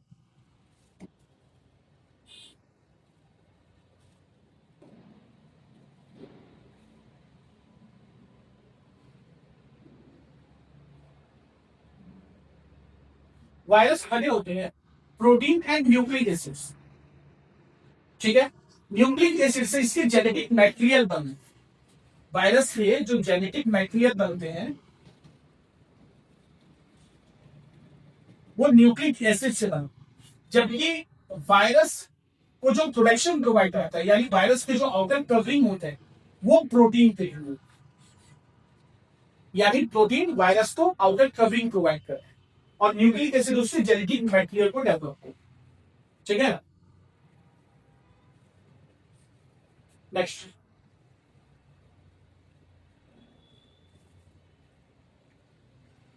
stone house of malaria parasite in our body. हमारी बॉडी में मलेरिया के पैरासाइट जो है ना, वो कहां स्टोर होते हैं? ठीक है। तो हमारी बॉडी में मलेरिया के जो पैरासाइट होते हैं वो लीवर और आरबीसी में स्टोर, कहां स्टोर होते हैं? Liver and RBC. तो इसके आंसर हो जाएंगे लीवर। ठीक है। और लीवर के कुछ फंक्शन, जैसे ब्लड से रिलेटेड, मैंने कुछ देर पहले बताया था कि जो बच्चे होते हैं माँ के गर्भ में, उस उनमें जैसे एम्ब्रियो में ब्लड फॉर्मेशन का काम लीवर करते हैं।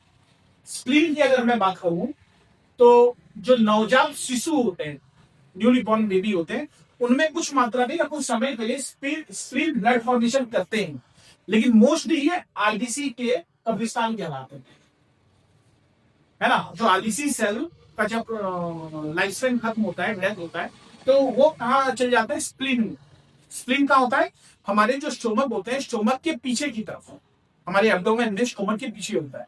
और यही आरबीसी सेल्स को स्प्लीन क्या करता है? फिर बिलीवर्डिन और बिलीरुबिन में कन्वर्ट कर देता है। Bilirubin and biliverdin. और यही बिलीवर्डिन की वजह से हमारा जो एक्सक्रीटा होता है, ह्यूमन फेशिस होते हैं, पॉटी होते हैं, वो येलो कलर के, इन्हीं की वजह से होता है, बिलीवर्डिन। ठीक है। तो ये भी एग्जाम में कई बार पूछे जाए, बिलीवर्डिन। ये इसी की वजह से जो ये येलो पिगमेंट होते हैं जो हमारे एक्सक्रीटा से बॉडी से बाहर निकल जाते हैं, डेड से। ठीक है ना? और ये कौन कहां फॉर्मेशन होता है? स्प्लीन में। किसके कारण होता है? तो जो डेड आरबीसी सेल्स होते हैं उनको कन्वर्ट कर देता है स्प्लीन, किसमें? Bilirubin, bilirubin. ठीक है।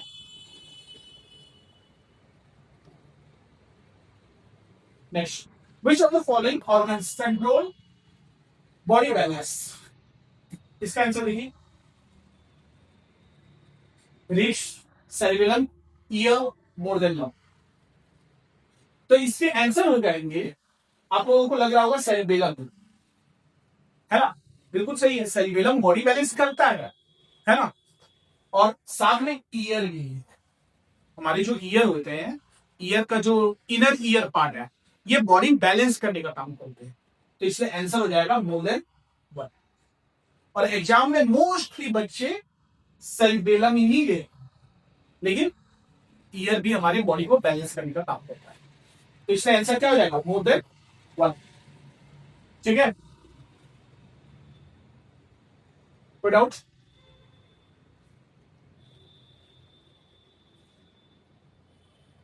हाँ, अभी कुछ देर पहले मैंने आपको बताया था कि ईयर एक स्पेशल टिश्यू से बने होते हैं, स्पेशल कनेक्टिव टिश्यू से बने होते हैं। तो कमेंट करिए कि हमारे जो ईयर का जो ये पिना वाला पार्ट है, वो कौन से टिश्यू से बना हुआ है ना। Next, which of the following is true about respiration. तो अगर मैं रेस्पिरेशन की बात करूं, तो रेस्पिरेशन का मतलब क्या होता है? तो मोस्टली बच्चों को ये लगता है कि रेस्पिरेशन का मतलब होता है सांस अंदर लेना, सांस बाहर छोड़ना, मतलब इनहेल करना, एक्सहेल करना। एक्चुअली ये बस एक ब्रीथिंग है। रेस्पिरेशन के तीन मैकेनिज्म है, ब्रीथिंग, गैसेस एक्सचेंज, और उसके बाद आता है सेलुलर रेस्पिरेशन। तो ब्रीथिंग जो है वो है इनहेलेशन एक्सहेलेशन, लेकिन इनहेलेशन सांस, ब्रीथिंग के अलावा गैसेस एक्सचेंज होते हैं, साथ में सेलुलर रेस्पिरेशन होते हैं। इन तीनों को कंबाइन से हम क्या बोलते हैं, रेस्पिरेशन बोलते हैं।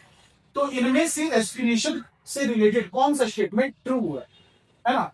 तो सबसे पहला, energy is release and stored in the form of ADP.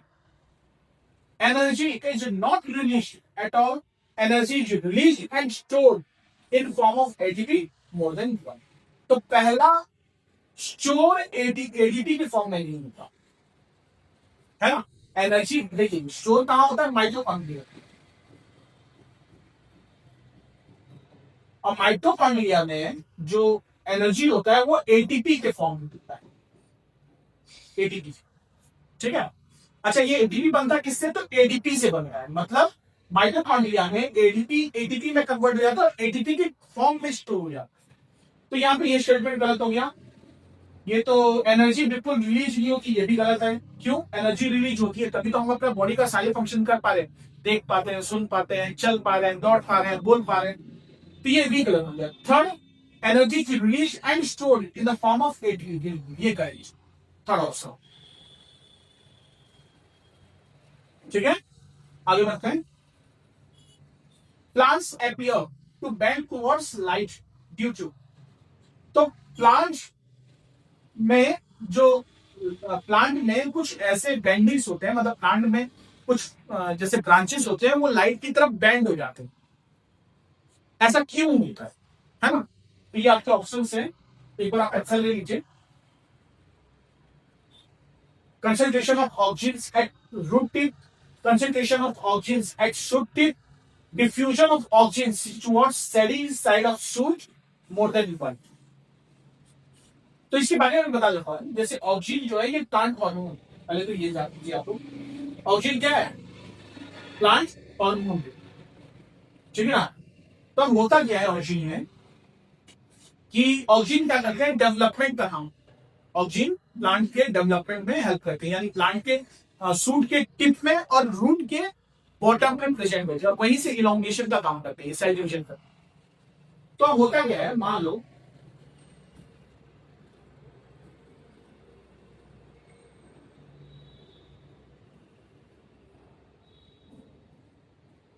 ये प्लांट है, ठीक है। अब मान लो कि सनलाइट इस पार्ट में आ रहा, इस पार्ट में सनलाइट आ रहा है, ये सही रीजन हो गया, ये लाइट रीजन हुआ, और ये सही रीजन हुआ, है ना। तो प्लांट क्या करेंगे, ऑक्सीजन, जो ऑक्सीजन हार्मोन फॉर्मेशन होंगे, ये ऑक्सीजन का ट्रांसफर इस पार्ट में ज्यादा, ठीक है। प्लांट में जो ऑक्सीजन हार्मोन्स होते हैं वो प्लांट के ग्रोथ में डेवलप हेल्प करते हैं। तो ऑक्सीजन का ट्रांसफर इस पार्ट में ज्यादा होगा, जिससे इस पार्ट के जो सेल्स होते हैं वो ज्यादा फास्ट डेवलप करके धीरे धीरे कुछ समय बाद वो इसको बेंड करेंगे, और आप देखेंगे कि कुछ समय बाद यही प्लांट्स के जो ब्रांचेस होते हैं वो पूरे इस तरफ की इस तरह मतलब लाइट की तरफ बैंड हो जाते हैं। जैसे कई बार आप लोगों ने देखा होगा कि विंडो में पे रखा हुआ जो गमला होता है वो कुछ समय बाद मतलब कुछ दिनों बाद वो धीरे धीरे बैंड हो जाता है खिड़की की तरफ। ऐसा क्यों? वो इसी की वजह से।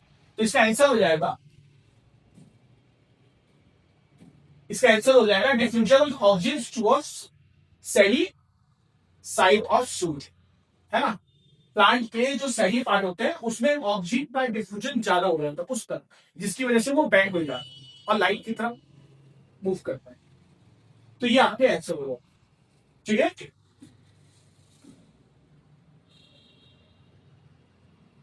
Next 29, the membrane surrounding the cell is called. तो सेल को जो मेम्ब्रेन सराउंड करता है उसको हम क्या बोलते हैं? अच्छा, सेल दो तरह के होते हैं, प्लांट सेल, एनिमल सेल, ठीक है ना। तो अगर एनिमल सेल की बात करूं तो एनिमल सेल की जो आउटर कवरिंग होती है ये सेल मेम्ब्रेन होता है। लेकिन प्लांट सेल में क्या होता है? प्लांट सेल में outer covering cell membrane membrane लेकिन इस सेल मेम्ब्रेन के चारों तरफ एक और आउटर कवरिंग होता है जिसको हम बोलते हैं सेल वॉल। तो प्लांट सेल की आउटर कवरिंग सेल वॉल होगी, एनिमल सेल की आउटर कवरिंग सेल मेम्ब्रेन होगी, और इसी सेल मेम्ब्रेन को हम क्या बोलते हैं? प्लाज्मा मेम्ब्रेन, ठीक है। तो मेम्ब्रेन सराउंडिंग का सेल, तो सेल को कौन सराउंड करते हैं? तो सेल को सराउंड करते हैं सेल मेम्ब्रेन दोनों कंडीशन। इसके अंदर ये सेल है ना, ये उसके बाकी ऑर्गेनेल साइटोप्लाज्म वगैरह होते हैं। तो सेल को कौन आउटर कवर करता है, मतलब सेल को कौन सराउंड कर रहा है? तो प्लाज्मा मेम्ब्रेन, ठीक है। लेकिन प्लांट सेल में इसी प्लाज्मा मेम्ब्रेन को फिर आउटर कवरिंग कौन प्रोवाइड करता है? सेल वॉल करता है। प्लाज्मा मेम्ब्रेन डिफ्यूजन में भी हेल्प करते हैं। सेल में फूड, वाटर, मिनरल, न्यूट्रिएंट्स क्या एंटर करेंगे, वेस्ट एग्जिट करेगा, कार्बन डाइऑक्साइड एग्जिट करेगा, ऑक्सीजन एंटर करेगा, ये सब डिसाइड करने का इसका होता है प्लाज्मा मेम्ब्रेन, ठीक है।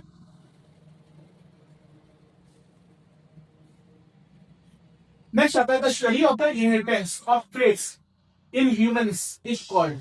तो ह्यूमन में जो ट्रेट होते हैं, ट्रेट यानी जो जेनेटिक कैरेक्टर, उसकी स्टडी को क्या बोलते हैं, ठीक है।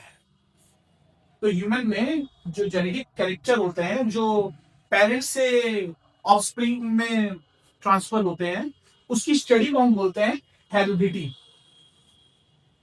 उसकी स्टडी को क्या बोलते हैं? हेरिडिटी,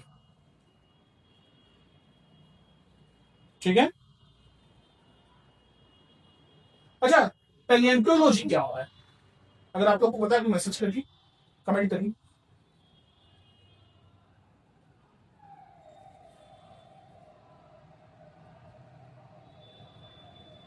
ठीक है, तो पैलियोंटोलॉजी बोलते हैं फॉसिल, फॉसिल की जो स्टडी, जो एंशिएंट ऑर्गेनिजम्स थे, है ना, जो कहीं मतलब कहीं उसके अवशेष मिलते हैं, तो उन अवशेष की जो स्टडी होता है उसी को पैलियोंटोलॉजी बोलते हैं।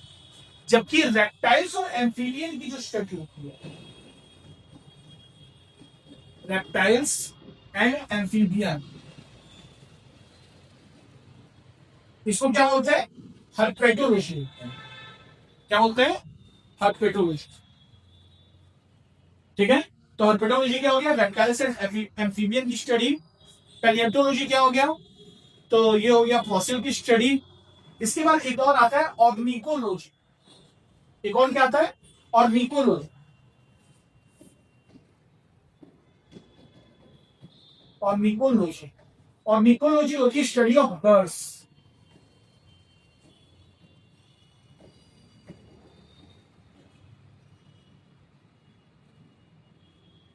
वो देखे रजनीकांत की मूवी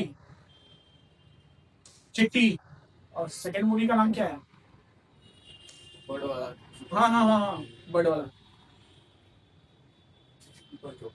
चिट्टी 2.0 नहीं, कुछ और मूवी था शायद, रोबो रॉकोट, ऐसा कुछ नाम था, रजनीकांत का मूवी था। सेकंड पार्ट आपने देखा है? तो उसमें अक्षय कुमार जो था वो बर्ड एक्सपर्ट था, तो वो एक्चुअल में ऑर्निकोलॉजिस्ट था। अक्षय कुमार ने उसमें ऑर्निकोलॉजिस्ट का कैरेक्टर निभाया, जो बर्ड की स्टडी करते, ऑर्निकोलॉजिस्ट। ठीक है,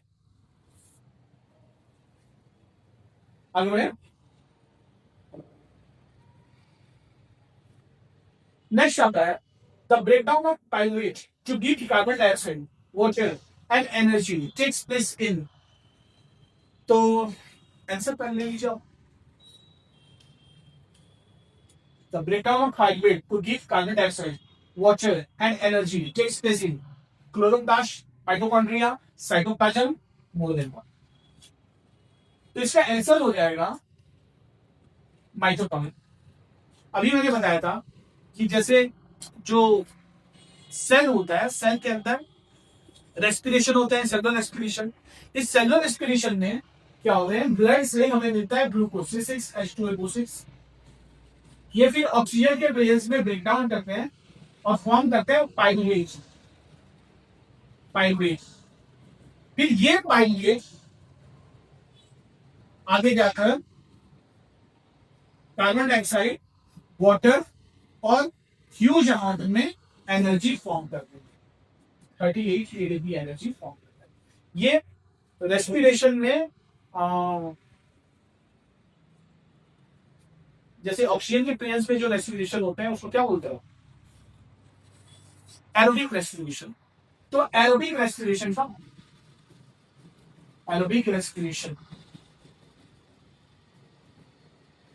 को ये रिप्रेजेंट कर रहा है, ऑक्सीजन के जो प्रेजेंस में होता है। ठीक है, तो ये होता है माइटोकॉन्ड्रिया। नेक्स्ट आता है what is the function of meristematic tissue in plants. तो प्लांट्स में मेरिस्टेमेटिक टिश्यू के क्या फंक्शन। तो मेरिस्टेमेटिक टिश्यू प्लांट्स में ग्रोथ में हेल्प है, ये इसका फंक्शन ग्रोथ। ठीक है,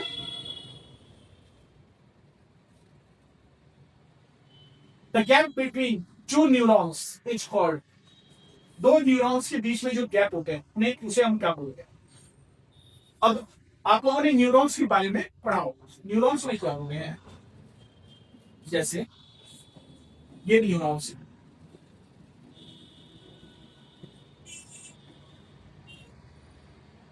ये नर्व एंडिंग होता है, ये डेंड्राइट हो गया, बीच में सेल बॉडी, ये हो गया एक्सॉन।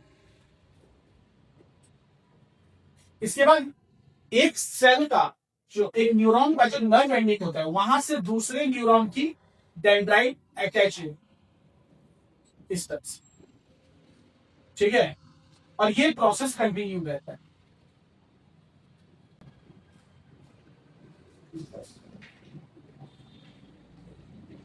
ठीक है ना, तो ये जो एक सेल का नर्व एंड है, ठीक है ना, नर्व एंडिंग या नर्व टर्मिनल्स जिसको बोलते हैं, इस नर्व टर्मिनल्स या नर्व एंडिंग से दूसरे न्यूरॉन की जो डेंड्राइट अटैच होती है, इनके बीच में जो गैप होता है उस गैप को बोलते हैं।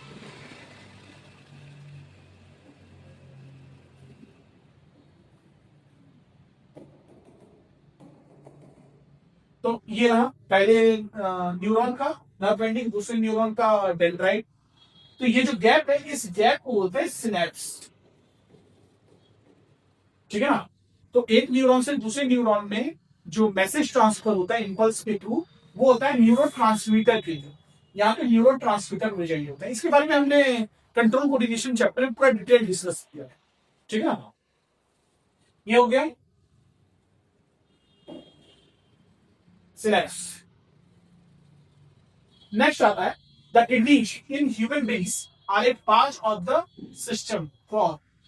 तो किडनी में ह्यूमन बीइंग के अंदर the kidneys in human beings are a part of the system. तो किडनी इनमें से कौन से सिस्टम का पार्ट है। ये तो बहुत सिंपल क्वेश्चन है, एक्सक्रीशन का। ठीक है ना, तो एक्सक्रीशन भी क्या क्या जाता है, किडनी आ जाता है, यूरेटर आता है, यूरिनरी ब्लैडर आता है, यूरेथ्रा आ जाता है, इसके बाद रेनल आर्टरी, रेनल वेग, है ना।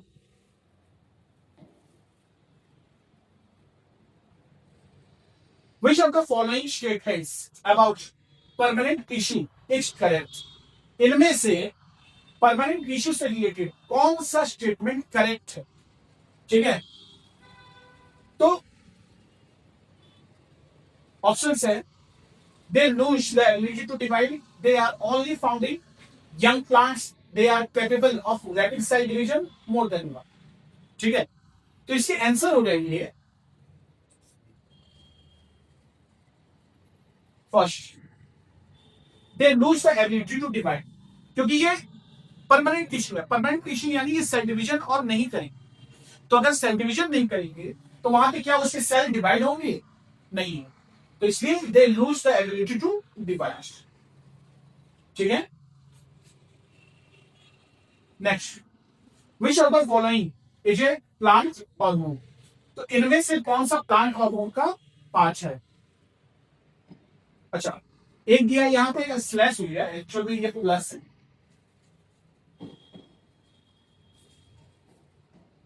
तो पहला ऑप्शन है जिबरेलिन साइटोकाइनिन, दूसरा साइटोकाइनिन इंसुलिन, तीसरा ऑक्सीन ऑस्ट्रोजेन, चौथा मोर देन वन।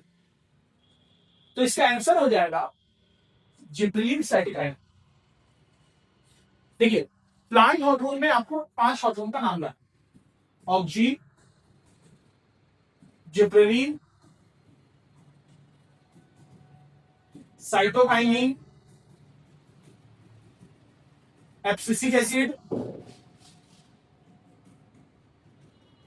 एसिड, और चौथा आता है इथिलीन, ठीक है, इथिलीन। अब ऑक्सीजन क्या करता है, ये ग्रोथ को प्रमोट करता है, लॉन्गिट्यूडनल वर्टिकल ग्रोथ, मतलब प्लांट की हाइट इससे बढ़ती है ना, इससे ग्रोथ को प्लांट की हाइट हो। दूसरा आता है जिब्रेलिन, जिब्रेलिन जो होता है वो गर्थ को प्रमोट करता है, गर्थ के ग्रोथ में हेल्प करता है। गर्थ यानी प्लांट की मोटाई, जैसे स्ट्रेन मोटाई, या अगर जिब्रेलिन की वजह से क्या होता है ना, प्लांट साइडवेज ग्रोथ करते हैं, लॉन्गिट्यूडनल ग्रोथ नहीं करते। थर्ड आता है साइटोकाइनिन, ये सेल डिवीजन में हेल्प करता है, सेल डिवीजन। चौथा आता है एब्सिसिक एसिड, एब्सिसिक एसिड क्या करता है, प्लांट्स में जब एडवर्स कंडीशन आता है ना, तो उस कंडीशन में प्लांट की ग्रोथ को वो रोक देता है और वहां पे प्लांट को सर्वाइव करने में हेल्प करता है। जैसे मान लीजिए ऐसा कंडीशन आ गया कि प्लांट के पास वाटर कंटेंट बहुत कम है, वाटर बहुत कम है, तो उस कंडीशन में एब्सिसिक एसिड एक्टिव हो जाएंगे और प्लांट के जितने भी पत्ते हैं, लीव्स, उसको सेड कर देंगे, गिरा देंगे। तो पत्ते गिरा देने की वजह से ट्रांसपिरेशन नहीं होगा, इवापोरेशन नहीं होगा, ट्रांसपिरेशन बोलता है। तो इवापोरेशन, ट्रांसपिरेशन नहीं होने की वजह से प्लांट सर्वाइव करेंगे, ठीक है ना। लेकिन वहीं पर अगर पत्ते होते हैं तो उसके स्टोमेटा से ट्रांसपिरेशन होगा और प्लांट की डेथ हो सकती, प्लांट सूख सकते हैं। तो इसीलिए एब्सिसिक एसिड हेल्प करते हैं प्लांट को एडवर्स कंडीशन में बचाने के लिए, है ना। लास्ट आता है इथिलीन, इथिलीन जो होता है ये फ्रूट रिपेनिंग में हेल्प करता है, जो प्लांट्स में जो फ्रूट होते हैं उसको पकाने में हेल्प करता है इथिलीन, ठीक है। ये पांचों प्लांट हार्मोन, ये 5 ही प्लांट हार्मोन है। इसके अलावा इंसुलिन, ऑस्ट्रोजेन, प्रोजेस्टेरोन, टेस्टोस्टेरोन, इसके बाद थायरोक्सिन, पैराथायरोक्सिन, एड्रेनलिन, है ना, ये सारे एनिमल हार्मोन है, ठीक है।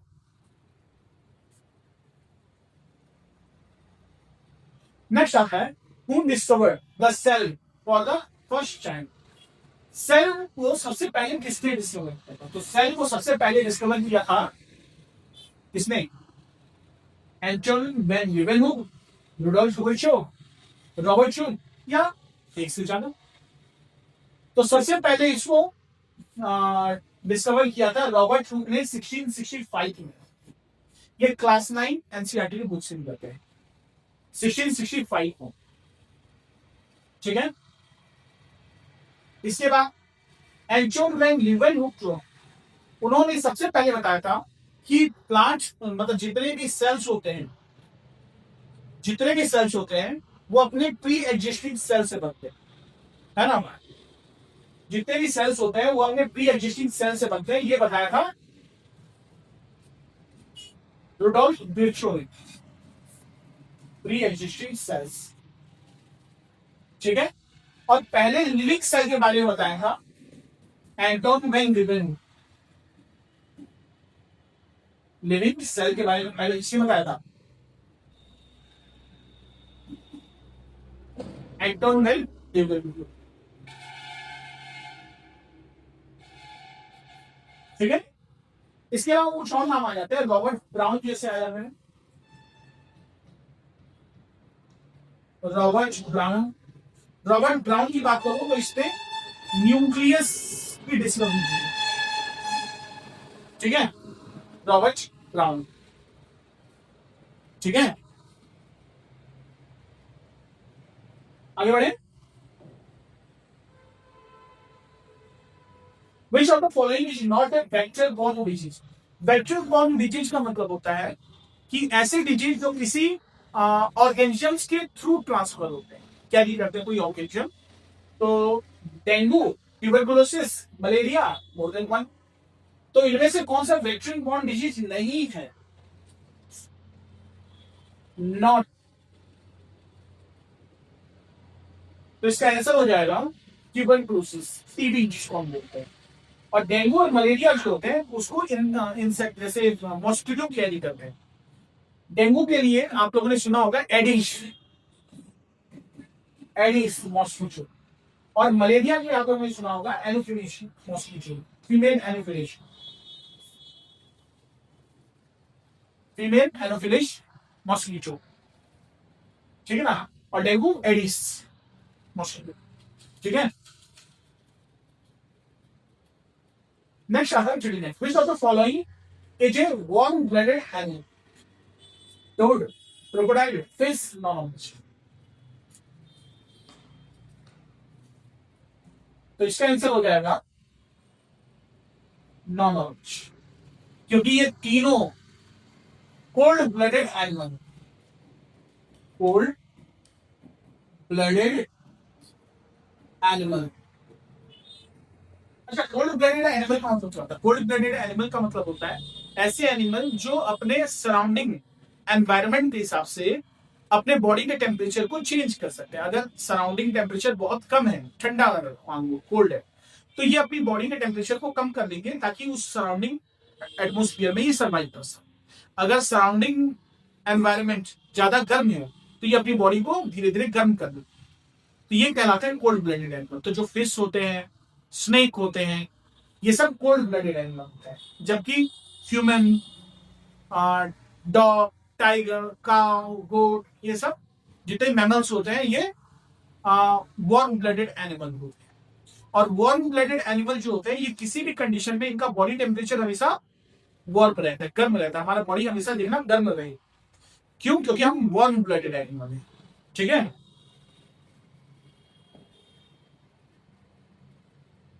नेक्स्ट आता है what is true for phylum Echinodermata. तो फाइलम एकिनोडर्माटा से रिलेटेड इनमें से कौन सा कैरेक्टरिस्टिक सही है? पहला बोल रहे हैं क्रिप्टोप्लास्टिक एंड कॉलोनिक कैविटी, दूसरा bacteria water driven tube system, तीसरा exclusively free living marine animals, चौथा मोर देन वन। तो इसके आंसर हो जाएंगे मोर देन वन, है ना, क्योंकि ये तीनों कैरेक्टर जो है वो एकिनोडर्माटा है, ठीक है। वो फ्री लिविंग मेराइन ऑर्गेनिज्म भी होते हैं, अच्छा वो क्रिप्टोप्लास्टिक भी होते हैं, और उनके कॉलोनिक कैविटी भी होते हैं, और साथ में उनमें वाटर ड्राइवन ट्यूब भी प्रेजेंट होता है। नेक्स्ट आता है विच of the following is not an endocrine gland. इनमें से कौन सा एंडोक्राइन ग्लैंड नहीं है? अच्छा, हमारी बॉडी दो तरह के ग्लैंड होते हैं, एंडोक्राइन और एक्सोक्राइन, ठीक है ना।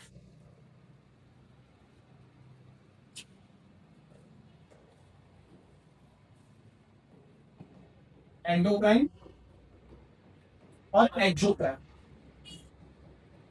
एंडोक्राइन ग्लैंड में डक्ट नहीं है, ये डक्टलेस होता है।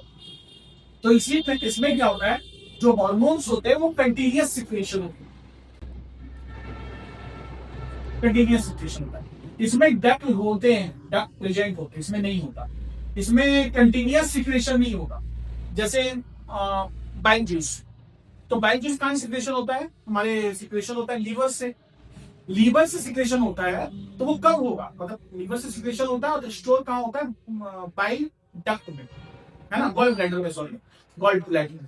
तो गॉल ब्लैडर से वो रिलीज कब होगा, जब भी हमारे स्मॉल इंटेस्टाइन में फूड एंटर करे, ठीक है। तो जब फूड एंटर करेगा तभी ये एक्टिव होंगे, ये रिलीज करेंगे। लेकिन एंडोक्राइन ग्लैंड कंटिन्यूअस रिलीज करता है।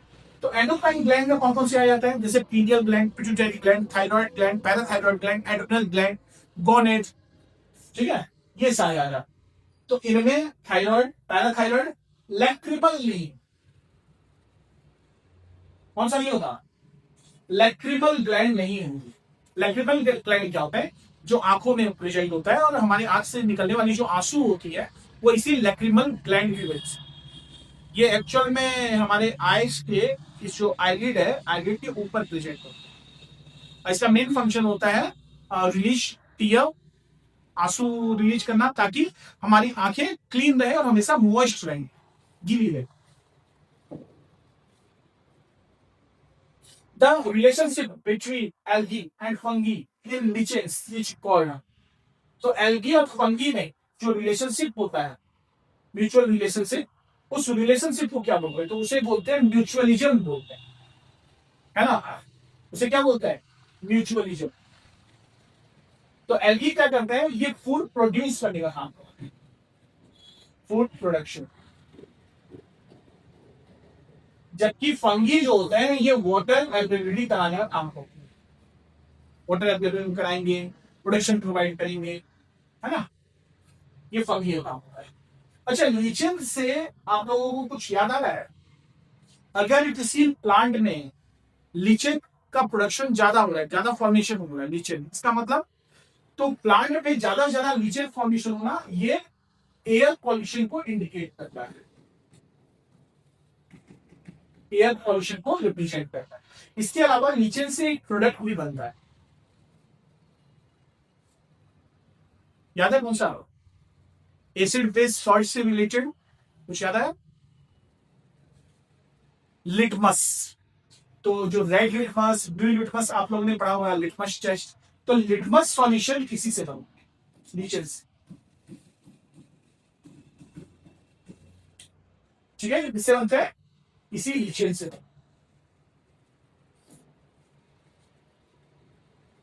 Next 43, what are the characters that make a plant a hydrophyte? Hydrophyte का मतलब होता है, पहले आप लोग कैंसर ले लीजिए,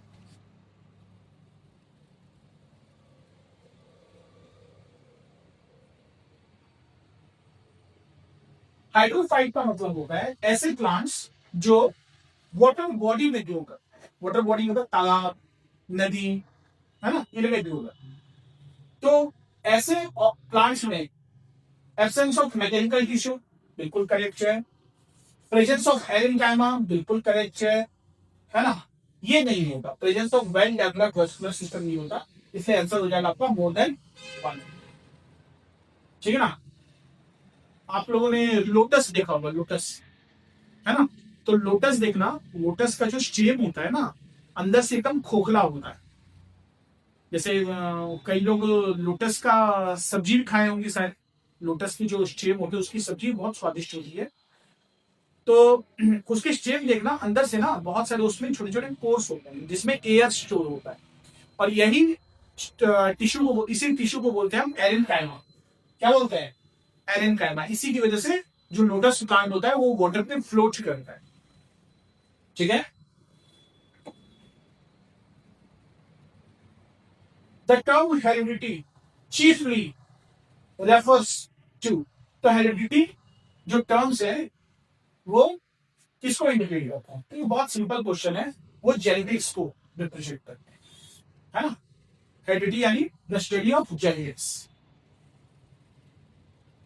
ट्रैकोमा, ट्रैकोमा किससे रिलेटेड डिजीज है, तो ट्रैकोमा जो होता है एक बैक्टीरियल डिजीज है, और ये इसमें होते हैं, बोलो, lungs, years, eyes, eyes, trachoma, glaucoma, है ना, ये सब आई से रिलेटेड डिजीज।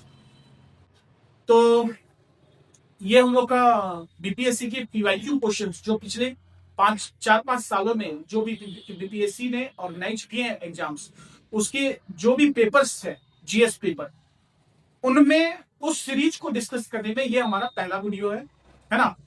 अब बायोलॉजी के और 2 से 3 वीडियो और आएंगे जहां पे हम बाकी अलग अलग पेपर्स के जो भी मल्टी स्टेटमेंट बेस्ड क्वेश्चन है उनको भी डिस्कस करेंगे और कुछ डीप क्वेश्चंस भी देखेंगे हम। इसके अलावा केमिस्ट्री, फिजिक्स, पॉलिटी, इकोनॉमिक्स, इसके बाद ज्योग्राफी और इंडियन हिस्ट्री, इन सब को हम अलग अलग वीडियो में देखेंगे। और अगले कुछ वीडियोस में हम बीपीएससी के जो भी 25 से ज्यादा एग्जाम्स हैं जो पिछले 3 से 4 सालों में बीपीएससी ने लिए, उसके पेपर्स में जो भी जीएस के क्वेश्चन है उस पर हम डिस्कशन करेंगे। तो आगे की वीडियोस के लिए हमारे चैनल को सब्सक्राइब करिए, हमारे एफर्ट के लिए लाइक करिए और शेयर करिए। Thank you.